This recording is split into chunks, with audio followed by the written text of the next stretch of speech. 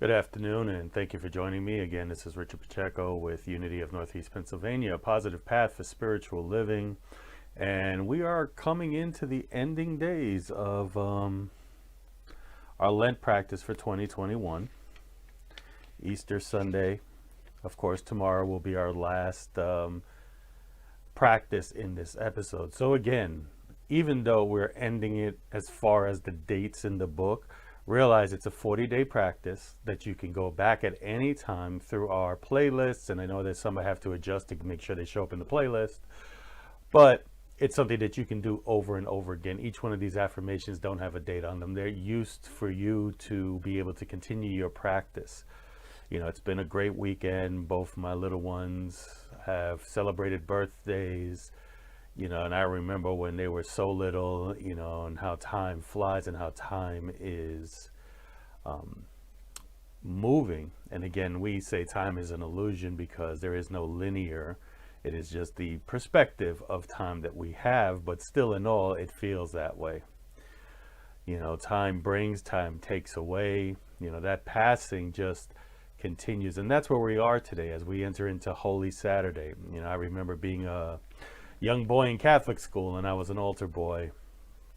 And Holy Week was the one week that I can say, even though we were off for school, was one of my busiest times because I'd have to come in for Holy Thursday and we did a communion service. Then on Friday, not only did the Catholic Church I attended have a 3 o'clock service, or actually, excuse me, a noon service where people would come and the priest would give a service, but then we would be there to the priest would hold the cross, and all the people in the audience would come up and kiss the feet, and my job was to wipe the feet every time somebody kissed. I mean, now in COVID, maybe a little bit different. Not sure if that's still a practice or not.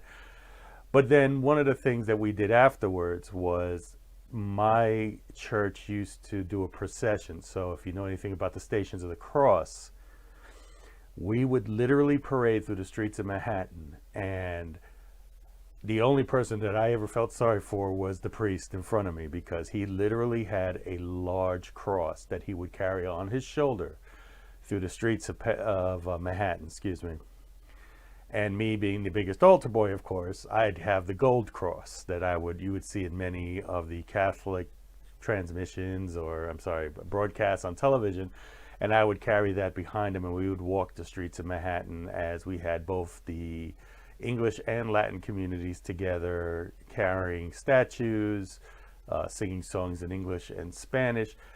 And for us, that was the mark of accepting the fact that Jesus had died, and he died for our sins and things like that.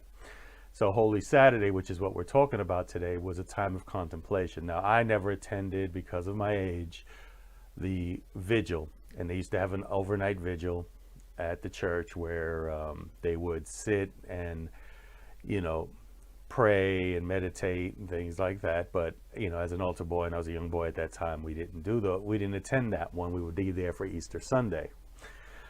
So it's what's important today is I renew myself in the serenity of silence. So this is the time where that period where we've now died to, and I'll use that term loosely. We died to those things that we've been holding on to, that sorrow, that resentment, that lack of self-image, that self-image that tells us that we're not good enough. We die to those things. We allow it to leave us. We contemplate it. That self-confidence, something I've definitely dealt with a lot.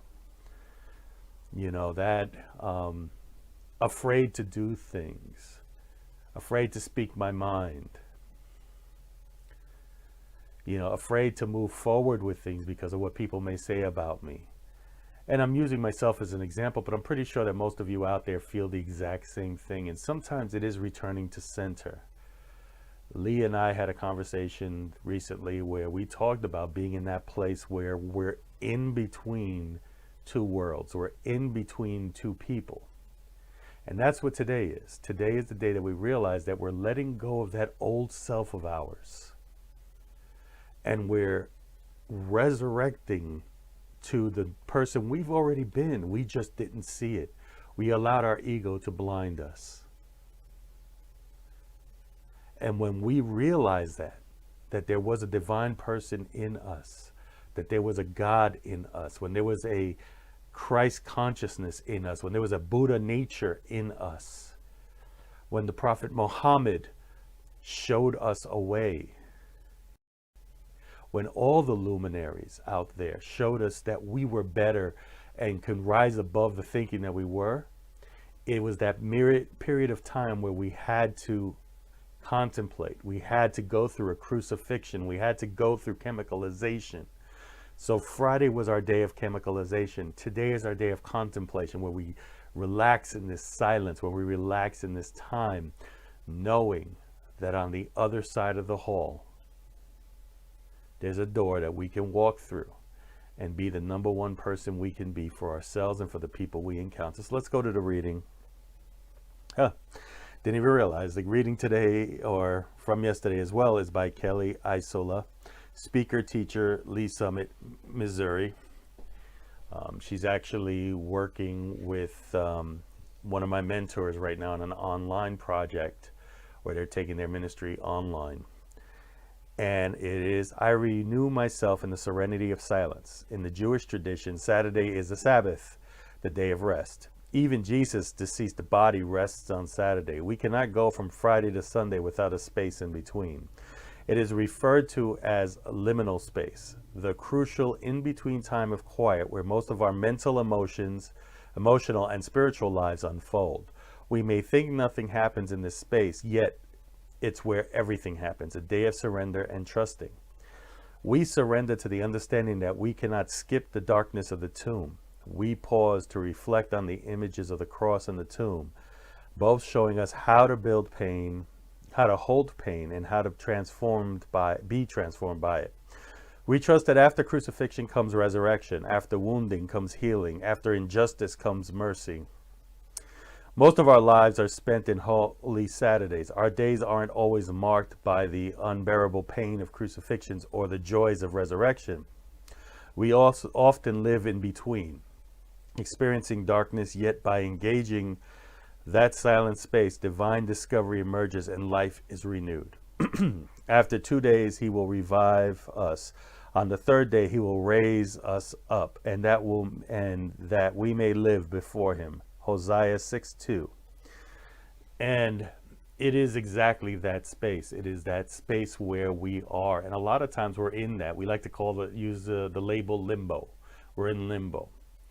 You know, one of the things I definitely thank Reverend Sandra Campbell for, she is now the executive director of the Urban Ministerial School. She once told me when I was going through challenges and I didn't think I was going to make it to the end, she said, Rich, remember that your test will be your testimony. And it drove me, because what that did for me was say that while I was in that space, when I was in that hallway, when I was in that limbo, was to tell me to keep working, keep moving, keep going. Because when you come out on the other side, all those experiences you have will be a way to share your story with other people. And I take that into heart for everything I've gone through. Doesn't matter whether it's my health, whether it's my beliefs that were different from others while others mocked. If it was people that became uncomfortable but didn't want to hear it, and I wanted so much to save the world, I knew that I had to be the best me. I had to stop worrying about what was happening outside of me. But you're still in limbo because part of you wants to reach out.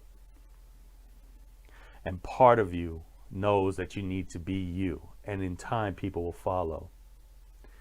You know, I've had some very interesting conversations the last couple of weeks with people who I would never think would be attracted to a lot of our beliefs and our practices.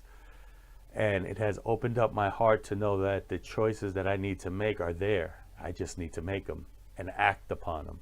And even if I fail forward, knowing that I've gotten this far.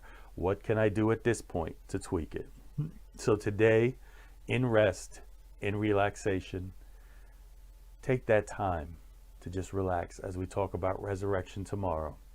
We have our Easter Sunday service tomorrow, as well as our last word for, as you know, we follow every Sunday with the Seven Living Words by Reverend Mark Anthony Lord, excuse me. And it will also be the last Sunday of these transmissions. But it doesn't mean we stop practicing. We start doing, we start reviewing, we go back. We listen to meditations. I'm working on a few different projects. Problem is I get involved in a lot of things, and it's like trying to fit things in. And that's another thing that I have to remember, is to take everything one step at a time. Trust me, I'm in a very wonderful place. And the feedback I got from Good Friday yesterday, as wonderful and as inspiring as the service was, and I was so thankful for the comment, because it really hit home and reminds me that I'm doing the good work. So I want to remind you that you're doing the good work. It may not be in ministry with Unity, it may not be in anything, but if you're doing anything for anyone else, if you're serving for anyone else, I tell you, you're doing the good work today. And we all love you for it. So as I always say, if no one else has told you, I love you, nothing you can do about it. I bid you namaste, as the divinity in me sees that big and beautiful divinity in you. And I will see you tomorrow, Easter Sunday, at our service, and as well as the last of our 40-day practice.